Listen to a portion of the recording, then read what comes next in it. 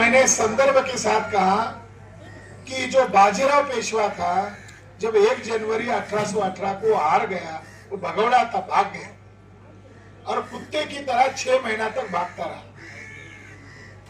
फिर आखिर में उसने चिट्ठी लिखा कि आप मेरी माए बाप हो अंग्रेज सरकार, आप मुझे पनाह दो, आपके अलावा मुझे कौन मालिक है, आप जो शर्त कहोगे मुझे मान्य है। तो 9 शर्तें थी और उसमें कहा था कि 24 घंटे के अंदर तुम्हें पुणे छोड़ देना है और तुम्हें यहाँ कानपुर देहात में विठूर नामक गांव में रहना। कानपुर देहात में गांव का नाम है ना विठूर, विठूर एक गांव है।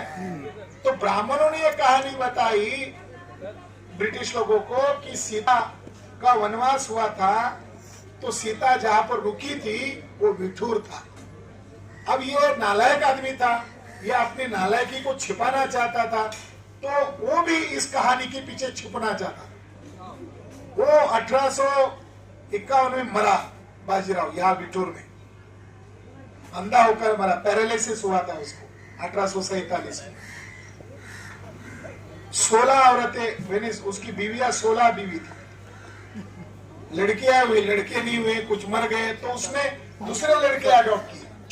8 लाख रुपए पेंशन मिलता था उसको, और उसका जो बेटा था दत्तक पोता, वो नाना साहेब पेशवा था। उसकी लड़ाई इतनी थी कि मेरे बाप, मेरे दत्तक पिता का 8 लाख रुपए पेंशन मुझे दिया जाए, और ब्रिटिश कह रहे थे कि तू उसका बेटा नहीं, तू दत्तक लिया हुआ बेटा, तुझे कैसे देंगे। जब उन्होंने मना कर दिया तब जाकर ये 1857 का गदर हुआ। तो ये विठूर, ये आपके कानपुर देहात में जब ये नाना साहब रहता होगा, जब ये बाजीराव रहता होगा, तो कितना शोषण यहाँ करता होगा। तो मैं इन ललित सिंह यादव को भी याद करता हूँ, उनकी कर्मभूमि भी कानपुर थी और उन्होंने यहीं पर धर्मांतर भी किया था। हाँ, तो इसीलिए मुझे ये 2 वजह से इसके बारे में ज्यादा फक्र है।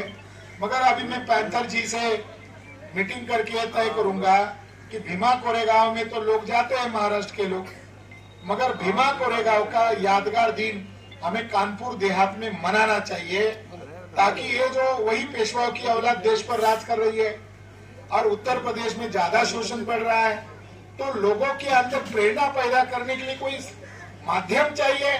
2 माध्यम हो सकते हैं, अशोक और बाबा साहब अम्बेडकर। और बाबा साहब अम्बेडकर ने भीमा कोरेगांव का इतिहास बताकर लोगों को संगठित किया है। वो दिन हम आने वाले समय में यहाँ कानपुर देहात में मनाएंगे। धन्यवाद।